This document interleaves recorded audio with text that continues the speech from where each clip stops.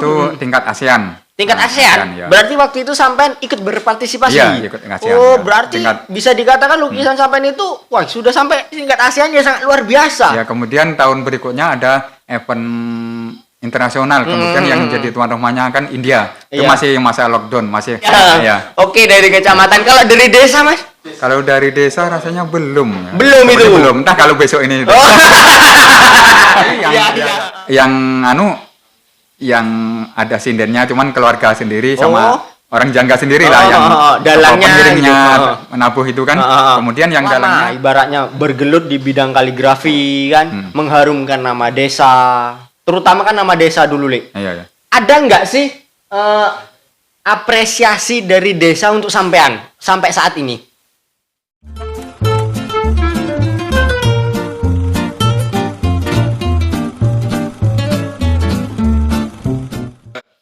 Assalamualaikum warahmatullahi wabarakatuh. Waalaikumsalam warahmatullahi wabarakatuh. Oke, jumpa lagi bersama saya Ahmad Fadilah di podcastnya Irsam Dusun Pandan Kuning Desa Jangga Baru bersama YouTube Jangga Baru TV. Ya. Selamat malam Mas Rianto. Selamat malam. Bagaimana kabarnya, Mas? Alhamdulillah sehat. Alhamdulillah sehat. Baik. Ya, saya ucapkan terima kasih kepada pihak Irsam dan kepada semua pemuda ya di RW 1 khususnya dan Jangga Baru TV yang telah meliput acara ini, yang mudah-mudahan dengan adanya perbincangan kita nanti bisa bermanfaat untuk kita semua. Amin. Mudah-mudahan sangat bermanfaat. Gini, Mas, sampean kan di Desa Jangga Baru adalah satu-satunya yang saya tahu berkarir di seni lukis, seni wayang dan lain sebagainya. Itu perjalanan karir sampean itu seperti apa, Mas Rianto? Ya, pada awalnya sebenarnya ada bakat seni itu dari kecil ya. Pada saat dulu kelas 1 saya masih di Jawa dan itu saya mulai kenal dari wayang kulit dulu ya. Iya. Awal itu pada masa kecil itu sudah bermain gambar yang gambaran. Gambaran yang itu dipotong-potong itu ya. Potong-potong. Iya. Di Jawa dulu yang ada kan gambar-gambar tokoh-tokoh wayang itu ya. Dari tokoh-tokoh Pandawa maupun tokoh-tokoh Kurawa kan, seperti Semar, Gareng, Petro, Bagong tuh tokoh Ponokawan, tokoh Arjuna, tokoh Bima itu saya kenalan dari situ.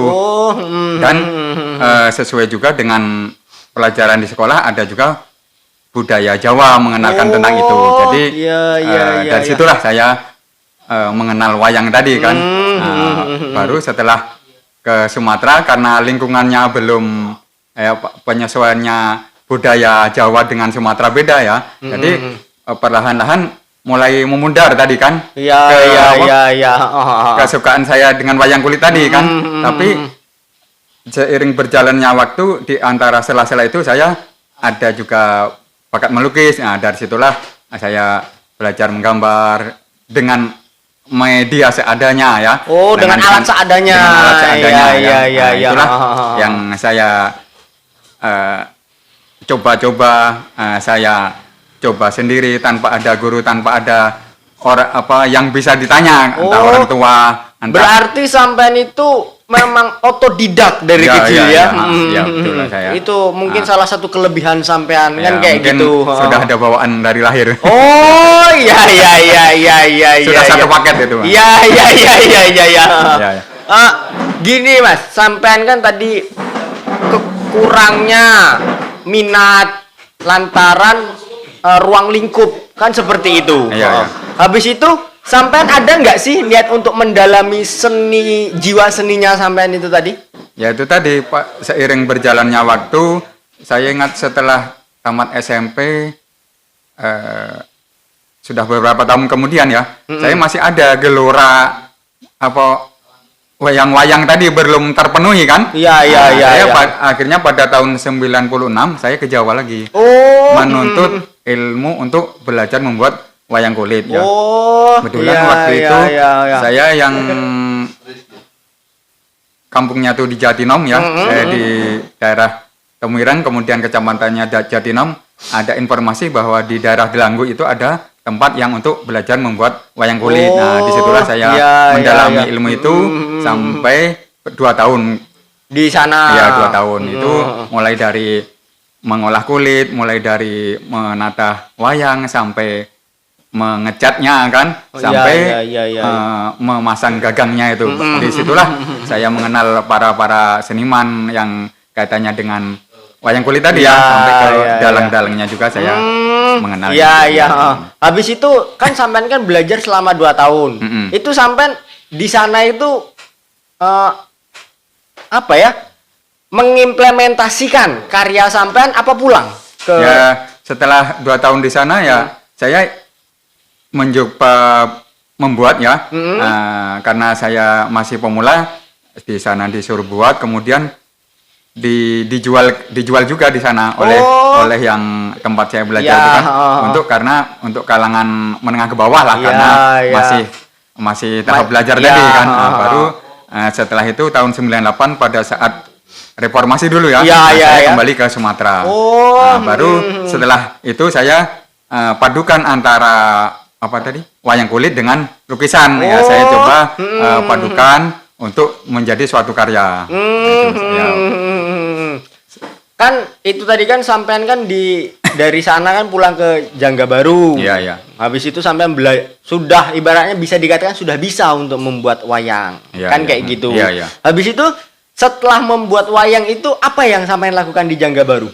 Nah, justru pada saat itu karena saya udah menggabungkan wayang dengan lukisan tadi ya. Nah, bahkan saya pernah mangkal di Simpang Tugu Juang, Jambi kan, menerapkan ilmu lukis dan ilmu wayang tadi. Bahkan di sana ada juga konsumennya kebetulan orang Jawa juga. Yang masih saya ingat sampai sekarang itu pada tahun 2000 yang di Desa Jangga Baru menjadi tuan rumah MTQ kan. Menjadi tuan rumah MTQ itu Jangga Baru menjadi penyelenggara kegiatan tahunan itu. Alhamdulillah saya ditunjuk untuk menjadi peserta kaligrafi. Sementara saya kaligrafi? Iya, kok melenceng? Antara wayang habis itu lukis. Sebenarnya tidak melenceng karena itu sama-sama seni rupa. Iya. Sama-sama seni lah kan. Sama-sama seni rupa. Karena tadi wayang seni rupa ya kan. Maksudnya barangnya itu kaitannya sama rupa ya kan. Kemudian lukisan tadi seni rupa 2 dimensi juga kan. Nah, sementara ini kaligrafi juga kan. Sama-sama seni rupa gitu kan. Mungkin hanya beda tadi seni lukis, ini seni wayang. Hanya ini beda yang dibuat mungkin kan kayak gitu. Tapi sebenarnya dari ada warna, ada garis, ada titik itu tadi tidak lari jauh dari itu kan. Tadi sampai saya menjadi peserta MTQ tadi ya, kaligrafi, itu disitulah saya pertama mengenal kaligrafi. Saya udah umur 25 tahun itu. Saya di umur 25 tahun baru mulai belajar kaligrafi ya. Untungnya sampean itu dari awal sudah didasari oleh seni tadi jadi alhamdulillah mudah penyesuaiannya tadi ya. Untuk mendalami kaligrafi itu. Berarti kan sampean kan ikut lomba kan kayak gitu, Mas. Itu pertama kali sampean membuat kaligrafi, habis itu ujuk-ujuk lomba, itu sampean mendapatkan juara atau tidak? Alhamdulillah itu sekali ikut lomba dan menjadi juara 1 tingkat kecamatan. Alhamdulillah. Pengalaman yang baik kayak gitu. Kalau gagal mungkin sudah bukan bakat mungkin kayak gitu.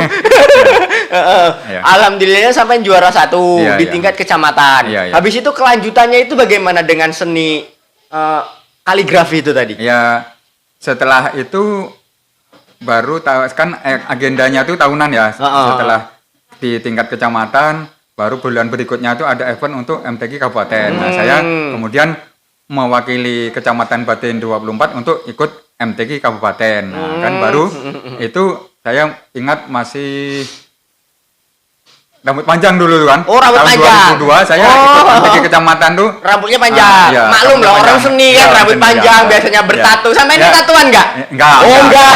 Enggak tatuan. Iya. Ya, alhamdulillah saya tidak ditolak menjadi peserta MTQ itu Oh, karena saya rambutnya rambutnya panjang, panjang. kan. Karena rata-rata kan kayak santri gitu ya. Iya. Nah, itulah pengalaman saya menjadi peserta dan mendapat juara 2. Dan selanjutnya setahun berapa bulan kemudian ada event MTQ ke provinsi kan. Nah, saya baru diutus untuk mewakili dari Kabupaten Batanghari untuk menjadi peserta MTQ provinsi. Enggak, sampean kan di kecamatan kan juara 1, Iya, ya kan? Habis iya. itu tingkat kabupaten juara? Itu tadi kan juara 2. Oh, juara 2.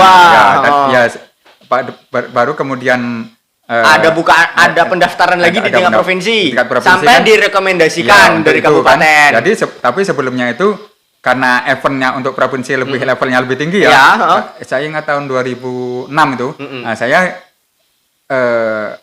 MTQ di kabupaten karena sudah ada bakat tadi ya. Ya. Diberi kepercayaan untuk melanjutkan belajar lagi di LEMKA. LEMKA itu Lembaga Kaligrafi Al-Quran yang ada di Jakarta. Jadi setelah saya mendalami, itu sampean Mas, mohon maaf saya potong, sampean itu dibiayai oleh pemerintah setempat ataupun sampean biaya sendiri untuk kursus itu? Dibiayai oleh pemerintah Batanghari.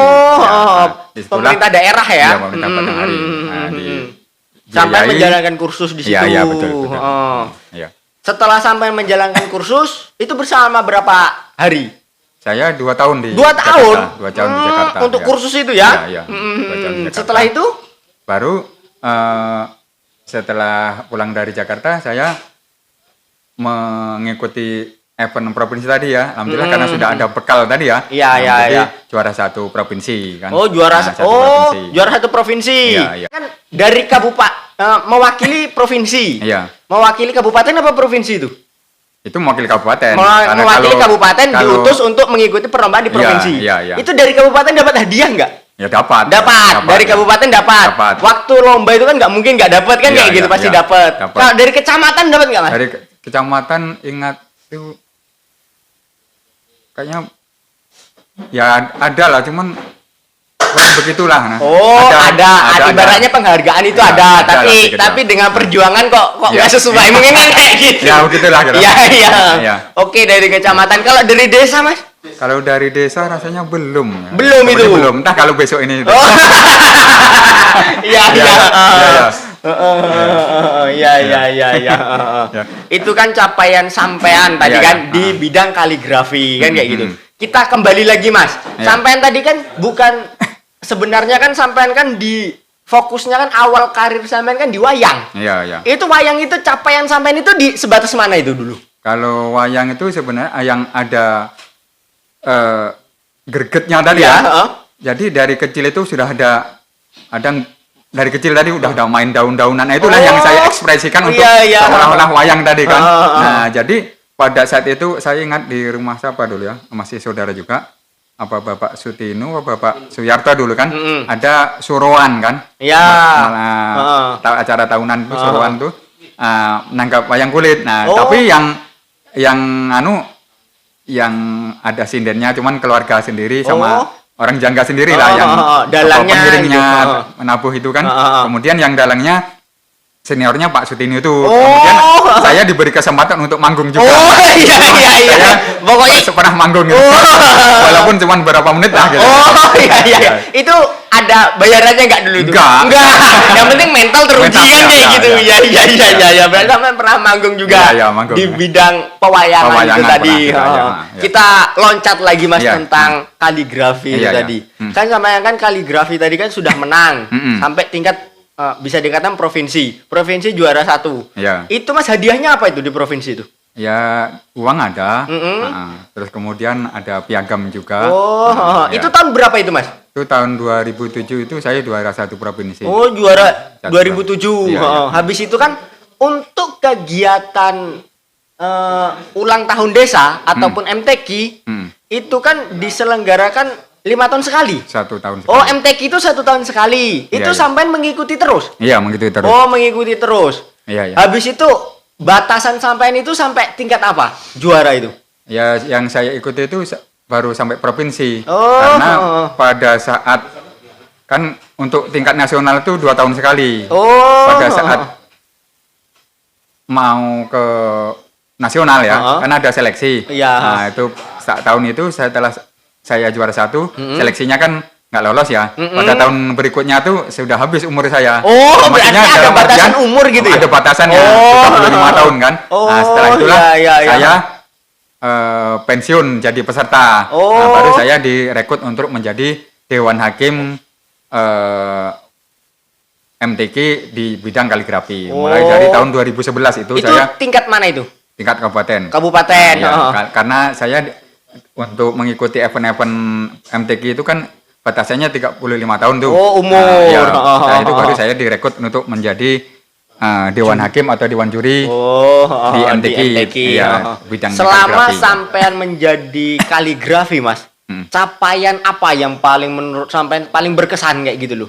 Ya sebenarnya kalau salah satunya ya kelebihan dari kaligrafi tadi ya, ada beberapa kemudahan ya, dan yang paling berkesan itu yaitu saya bisa umroh dengan kaligrafi. Oh, sampean pernah umroh dengan juara kaligrafi? Iya, bukan karena umroh tadi saya 2017. Nah, sementara saya berhenti jadi peserta kan 2011 tadi kan. Loh kok sampean bisa umroh lewat kaligrafi itu kayak mana?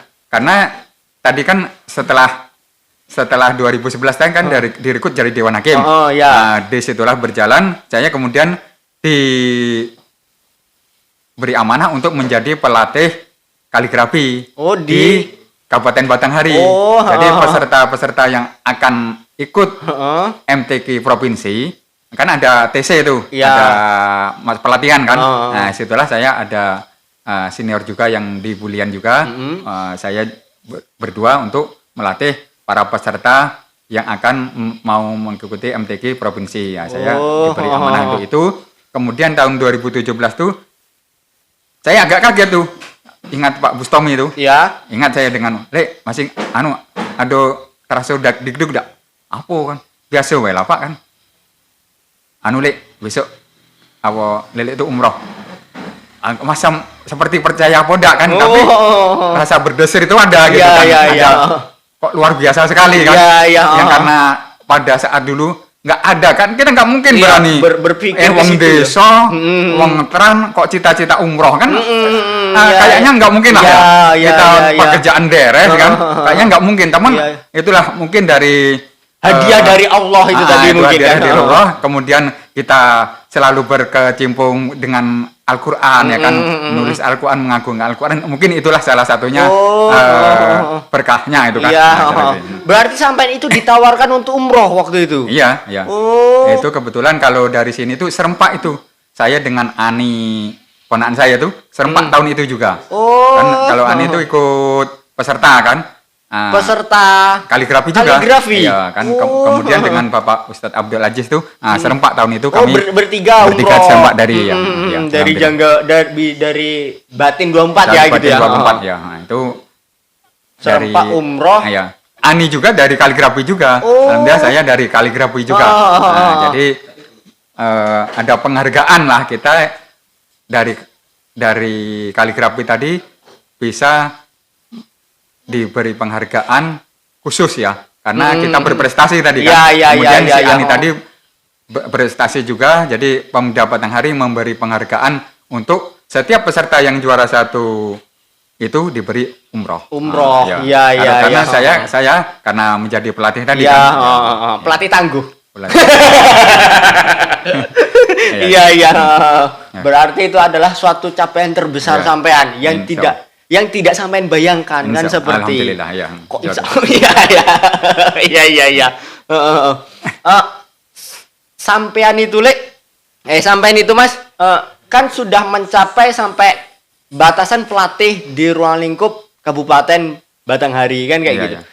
Sampean itu membuka sanggar atau membuka latihan di rumah secara terbuka apa enggak gitu, Lek? Ya tahun berapa itu? Tahun mungkin 2017 10-an itu ya. Itu sudah ada tuh. Kami mulai melatih anak-anak itu kan untuk persiapan generasi penerusnya kan. Mungkin dari sekarang yang apa itu kayak Rismi itu kan. Kemudian Ani itu kan awal-awalnya kan belajarnya di musola situ, musola RT 16 kan. Ya.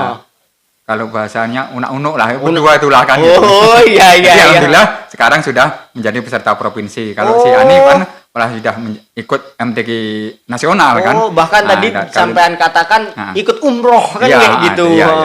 Berarti sampean itu punya alhamdulillah sudah ada generasi penerusnya.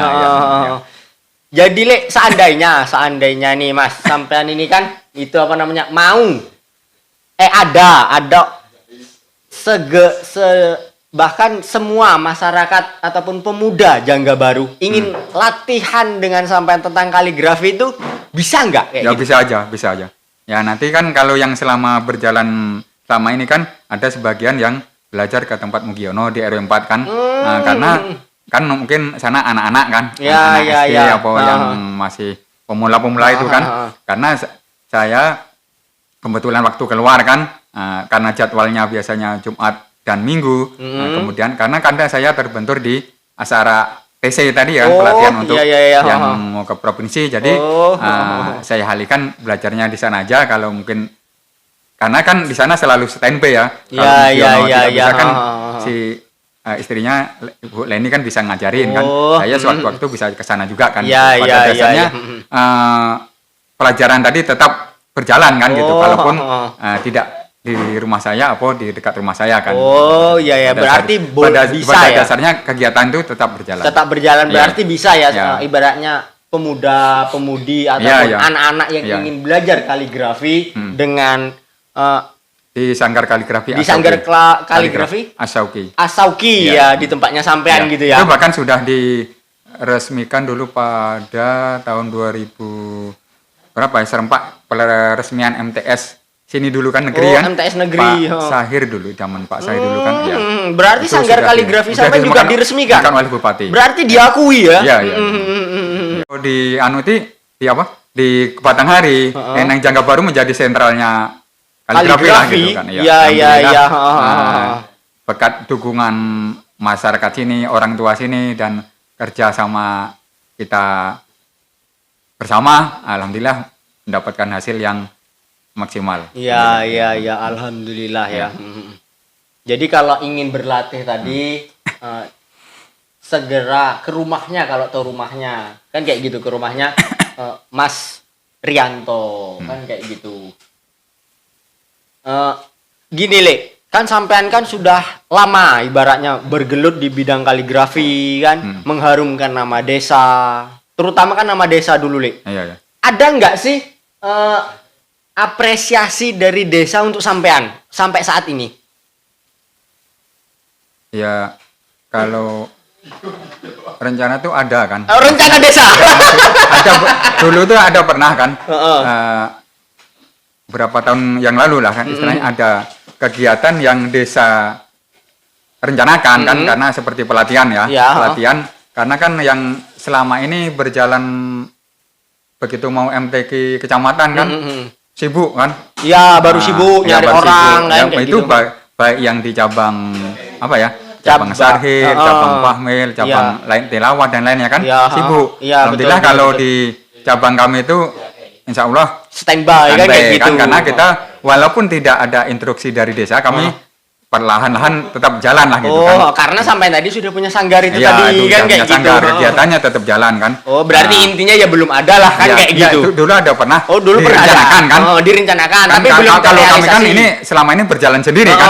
Maksudnya yang menggunakan dana desa untuk kegiatan pelatihan itu gitu kan, yang untuk melatih semua anak-anak di Jangga yang menggunakan dana desa kan gitu. Dianggarkan untuk itu entah sebulan sekali kegiatan bersama kan.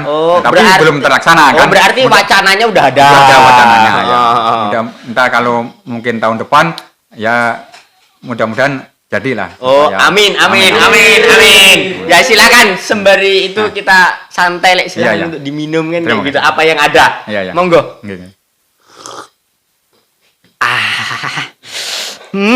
Gini Le, Ya. kan sampean kan sudah melalang buana, ibaratnya sampai mana-mana, bahkan karya sampean itu sudah diakui sampai tingkat nasional kan, sampai seperti itu.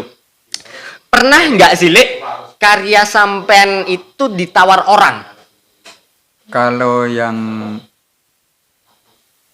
lukisan pernah itu kan? Oh, lukisan sampean? Pernah ya, lukisan pernah. Kemudian kalau yang karena levelnya tadi, karena jaringan saya belum begitu luas ya, nah, ya kalau lukisan dulu pernah, ingat di tahun 2002 itu ya, lukisan kaligrafi dan lukisan pemandangan ya, itu pernah terjual 1 juta lebih kan, juta lebih itu tahun 2002 itu. Tahun 2002, lukisan ya, sampean itu sampai terjual 1 juta lebih waktu itu ya. waktu Pertama itu, kali ya. Pertama kali karya sampean itu diapresiasi oleh orang kan, kayak orang, gitu. Orang Jambi gitu kan. Ya. Kalau di taman ataupun di motor Le, kan ada pameran kan kayak gitu. Kalau di seni sampean menjadi seniman itu ada nggak sih pamerannya? Ya, jelas ada. Ada. Karena yang apa tadi, kaligrafi kan ada pamerannya. Untuk pameran lukisan ada pamerannya. Agendanya pamerannya itu ada pengalaman yang sudah, bahkan waktu corona kemarin kan ada pameran virtual namanya kan, karena untuk Zoom. Virtual tuh apa itu? Pameran tidak langsung gitu. Oh, berarti secara Zoom kayak gitu ya? Kita mengirim karya gambar saja, kemudian pamerannya di sana kan, melewati apa, internet atau Zoom tadi kan, penting tadi bisa seperti itu kan. Itu tingkat ASEAN. Tingkat ASEAN. Berarti waktu itu sampean ikut berpartisipasi. Iya, ikut ASEAN. Oh, berarti bisa dikatakan lukisan sampean itu wah, sudah sampai tingkat ASEAN ya, sangat luar biasa. Ya, kemudian tahun berikutnya ada event internasional, kemudian yang jadi tuan rumahnya kan India. Itu masih masa lockdown, masih masa corona dulu corona. kan. Sampean ikut juga berpartisipasi. Juga, Kira-kira nih, Li, untuk kedepannya itu yang offline, ibaratnya tuh yang secara langsung kita bisa melihat, itu ada nggak wacana dari sanggar ataupun perkumpulan pelukis ataupun perkumpulan kaligrafi untuk memamerkan di daerah mana kayak gitu, Li? Ya ada. Ada ya? Sebenarnya setiap tahun itu ada. Bahkan tahun ini ya, tahun depan tuh programnya sudah ada. Kalau kita memang mau ikut semua tuh sampai keteteran kita bahkan kan. Tergantung karena kita seniman ya, dituntut untuk berkarya. Event ini kan selalu ada undangan tuh kan. Tinggal kita menyesuaikan waktunya, kemudian karya kita sesuai tema yang diinginkan kan. Bahkan ini kemarin ada informasi pameran di Jogja kan. Di Jogja tentang para kaligrafer kan, ada undangan tuh. Cuman karena keterbatasan waktu dan karya saya yang belum jadi saya belum bisa mengikuti kan. Untuk pameran yang tahunan yang di Jambi ada tiap tahun. Seperti ada ya. Pameran di Taman Budaya kan. Pameran Taman Budaya itu bukan kaligrafi tapi apa itu? Pameran Sinurpa, maksudnya temanya tentang adat yang ada di Provinsi Jambi kan, yang mengangkat tentang budaya Batanghari, kehidupan keseharian Batanghari. Nah, itu kemudian budaya Jambi lah gitu kan. Kemudian kita bisa mengangkat apa budaya Batanghari, budaya Muara Jambi atau budaya yang ada di Provinsi Jambi nanti untuk divisualkan menjadi suatu karya dan dipamerkan. Sinurpa tadi kan menjadi lukisan dipamerkan di Taman Budaya. Berarti itu suatu wadah bagi para perupa yang ada di Jambi. Memang sudah diagendakan setiap tahunnya itu. Memang ada agenda workshop, ya, agenda pameran, agenda ada diskusi para seniman kan. Disitulah momen-momen kita untuk kegiatan kebudayaan itu tetap berlangsung setiap tahunnya. Ini kan tadi kita berbicara masalah lukisan, habis itu masalah pameran, habis itu tentang seni. Sampean itu pernah nggak pameran ataupun karya sampean itu ditawar orang yang paling tinggi? Kalau itu belum pernah. Belum. Ya, itu tadi ya, belum ada yang sanggup gitu mungkin. Ada juga kemungkinan. Dia mau bayar tinggi, saya nggak sanggup buatnya kan. Ada apa? Saya sampai sanggup buatnya, tapi orang itu uangnya nggak sanggup. Nggak sanggup. Iya. Ada kan orang itu mau bagus kan, mau cepat, tapi apa? Biayanya minim. Biayanya murah kan, mungkin kan? Mau cepat, mau bagus, tapi belinya murah kan? Iya. Lihat mbok yo keringetnya dipikir nih kan ya gitu. Iya. Rumangsane cat minyak biasa kan gitu ya. Iya. Ini tingkat ASEAN loh gitu. Mau taruh 500.000 Pak. Iya. Berarti untuk saat ini harga tertinggi sampai itu belum pernah orang mencapai itu kan kayak gitu. Ya lantaran sampean yang pertama mungkin waktunya. Iya. Orang yang seni kan harus bukan sehari langsung jadi kan seperti itu. Nah ini terakhir, pesan sampean untuk generasi pemuda dan bisa dikatakan generasi penerus sampean. Iya. Yang khususnya ada di Jangga Baru. Iya. Pertama saya sampaikan dari apa pengalaman saya ya. Iya. Tadi seni lukis sudah, Iya. kemudian seni wayang sudah. Salah satunya ada kelebihan di seni kaligrafi tadi. Iya. Maka seperti ya dalam keseharian karena event-event yang mungkin membawa berkah tadi ya. Iya. Kita selalu mengagungkan Al-Qur'an, saya berkecimpung dengan Al-Qur'an bahwa menulis ya, itu kelebihannya begini. Dalam kaligrafi kita dapat 2 poin. Karena apa? Menulis otomatis membaca. Iya, betul. Bagi pembaca ya, orang yang membaca Al-Qur'an itu belum tentu menulis. Iya, betul. Tapi yang menulis pasti membaca. Ada 2 poin kan? Iya, 2 kelebihan. Misalnya pahala tadi yang baca 10, kita karena nulis dan baca berarti kita dapat 20. Iya. Dan salah satunya yang sangat istimewa, kita ada nilai dakwah di situ.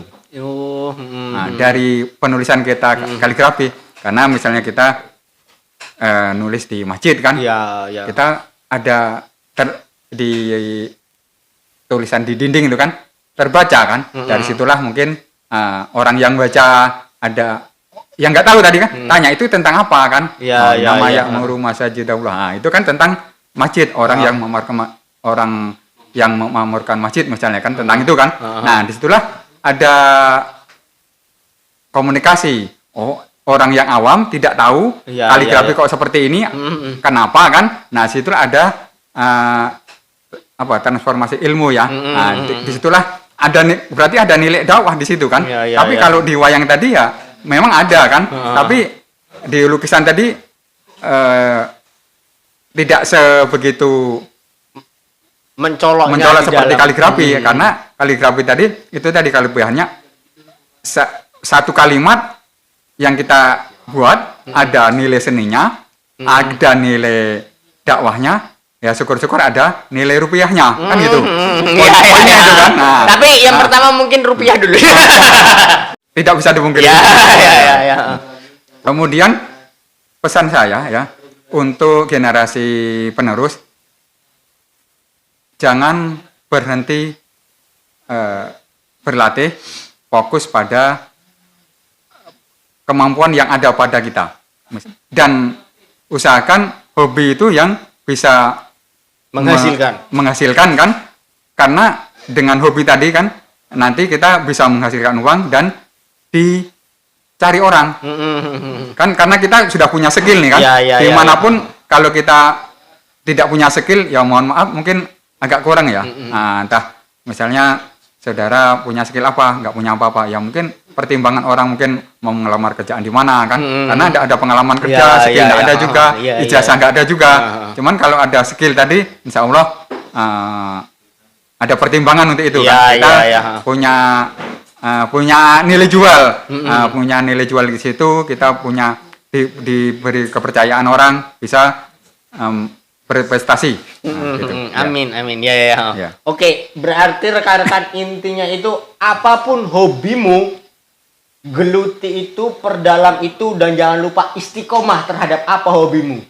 Jangan berbicara masalah hasil kalau kamu belum berkorban sebegitu dalam untuk apa yang ingin kamu capai. Kan seperti itu. Ya. Terima kasih. Saya Ahmad Fadilah. Mohon maaf atas segala kesalahan. Lek Rianto, mudah-mudahan sampean sehat terus dan terus berkarya. Amin. Mudah-mudahan bisa selalu mengharumkan nama Desa Jangga Baru, walaupun untuk saat ini belum dikasih apresiasi oleh desa, kan kayak gitu. Terima kasih. Saya Ahmad Fadilah. Wassalamualaikum warahmatullahi wabarakatuh.